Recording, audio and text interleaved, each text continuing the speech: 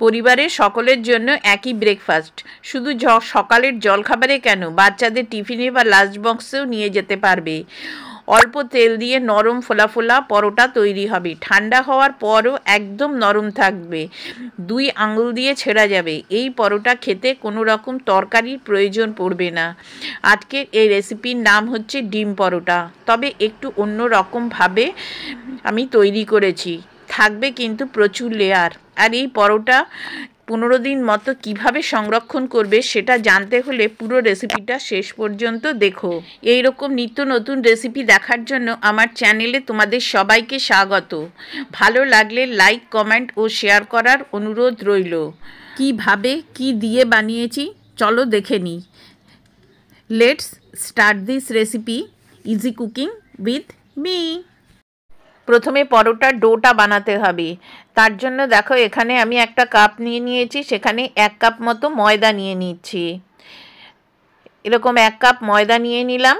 আর যতটা পরিমাণে আমি ময়দা নিয়েছি তার অর্ধেকটা পরিমাণে নেব আটা। তোমরা ইচ্ছা করলে পুরোটা ময়দা বা পুরোটা আটাতেও বানাতে পারো, তবে আমি বলবো অর্ধেক অর্ধেক নিতে, তাহলে কিন্তু পরোটাটা অনেক বেশি নরম হবে। দিয়ে দিচ্ছি 1/2 চামচ মতো লবণ, আর দিয়ে দিচ্ছি বড় চামচের 1 চামচ মতো সাদা তেল। দিয়ে এবারে ময়দার সাথে তেলটাকে খুব ভালোভাবে মিশিয়ে নিতে হবে, যাতে প্রত্যেকটা ময়দার গায়ে তেলটা খুব ভালোভাবে লেগে যায়। এবারে অল্প অল্প জল দিয়ে একটা ডো বানিয়ে নিতে হবে। পরোটা বা লুচি বানানোর জন্য যেরকম আমরা আটা মাখি ঠিক সেই রকম করে মেখে নিতে হবে। খুব বেশি শক্তও হবে না, আবার খুব বেশি নরমও হবে না। দেখো এবার এটাকে 2 থেকে 3 মিনিট একটু হাত দিয়ে মেখে নেবে, নিয়ে ঢাকা দিয়ে একটা সাইডে রেখে দিচ্ছি। এবার একটা বাটি নিয়ে এখানে আমি একটা পিঁয়াজ একদম ছোট ছোট করে কেটে দিয়ে দিচ্ছি, 2টো কাঁচা লঙ্কা দিয়ে দিচ্ছি, বাচ্চারা খেলে ঝালটা বুঝে দেবে। 2 চামচ মতো ক্যাপসিকাম কুচি দিয়ে দিলাম, আর 2 চামচ ধনেপাতা কুচি দিয়ে দিচ্ছি। স্বাদ অনুযায়ী লবণ, 1/2 টিস্পুন মতো থেকে একটু কম লবণ, 1/2 টিস্পুন মতো তোমার গোলমরিচের গুঁড়ো, আর দিয়ে দিচ্ছি 2 থেকে 2.5 চামচ মতো একটু বেসন।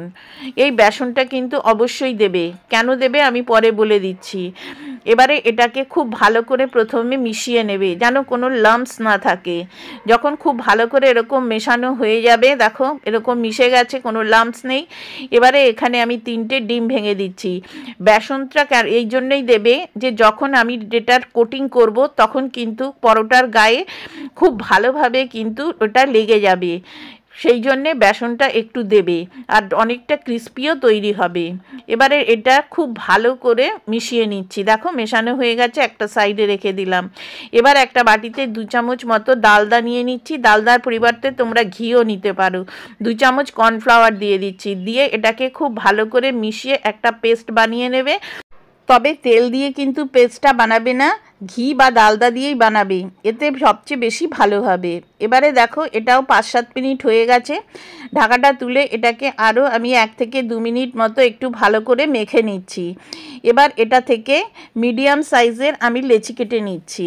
আজকে আমি এই যে পরিমাণ আটা বা ময়দা নিয়েছি তার থেকে আমি 5টা বানিয়েছি, তোমরা ইচ্ছা করলে ছোট সাইজ করলে 6টা-7টাও বানিয়ে নিতে পারো। দেখো হাত দিয়ে ঠিক এরকম গোল গোল করে একটু চ্যাপটা করে নিচ্ছি, তবে এটা কিন্তু ঢাকা দিয়ে রাখবে, কেননা এটা যেন শুকিয়ে না যায়। এবারে চাকতির ওপরে একটুখানি ময়দা ছড়িয়ে দেবে, দিয়ে একটা লেচি নিয়ে লেচিটাকে বেলে নেবে। প্রথমে কিন্তু গোল করেই বেলবে, আর প্রথম বেলাটা কিন্তু একদম পাতলা হবে। দেখো তোমাদের দেখিয়ে দিচ্ছি। বন্ধুরা তোমরা কোথা থেকে আমার রেসিপিগুলো দেখছো প্লিজ একটু কমেন্ট করে জানিও, যাতে আমি তোমাকে থ্যাংক ইউ বলতে পারি। দেখো ঠিক এই রকম পাতলা করে প্রথমে বেলে নিতে হবে। এবারে যে পেস্টটা তৈরি করে রেখেছিলাম সেই পেস্টটা এর ওপরে সমানভাবে ছড়িয়ে দিতে হবে। চামচ দিয়ে ঠিক হচ্ছে না, সেই জন্যে আমি হাত দিয়েই এটাকে এরকমভাবে ছড়িয়ে দিচ্ছি, যাতে প্রত্যেকটা জায়গায় এই পেস্টটা এরকমভাবে লেগে যায়। দেখো একটা পাতলা লেয়ার মতো আমি বানিয়ে নিলাম। নিয়ে এবারে ওপর দিয়ে একটু শুকনো ময়দা এরকমভাবে ছড়িয়ে দিয়ে প্রথমে এরকম একটা ফোল্ড করবে। আমি আজকে এরকম স্কোয়ার শেপে বানিয়েছি, তোমরা ইচ্ছা করলে যেরকম গোল পরোটা হয় সেরকমও বানাতে পারো, বা যেরকম ট্রায়াঙ্গেল টাইপের হয় সেরকমভাবেও বানাতে পারো। প্রত্যেকটা লেয়ার এরকমভাবে ফোল্ড করবে, আর একটু পেস্ট লাগিয়ে একটু শুকনো আটা বা ময়দা ডাস্ট করে দেবে। দিলে পরে কি হবে, প্রত্যেকটা লেয়ারের থেকে আলাদা হয়ে যাবে যখন তুমি এটা ভাজবে। দেখো আমি এরকম চৌকো করে ফোল্ড করে নিয়েছি। এবার এরকম কিন্তু হালকা হাতে এবারে বেলতে হবে, খুব বেশি চাপ দিয়ে বেলবে না, তাহলে লেয়ারগুলো কিন্তু নষ্ট হয়ে যাবে। আর খুব বেশি এটা এবারের বেলাটা পাতলা হবে না, ঠিক এই রকম মোটা হবে। দেখতে পাচ্ছ লেয়ারগুলো কিন্তু এখনও দেখা যাচ্ছে। ঠিক এই একইভাবে সবগুলো বেলে নিতে হবে।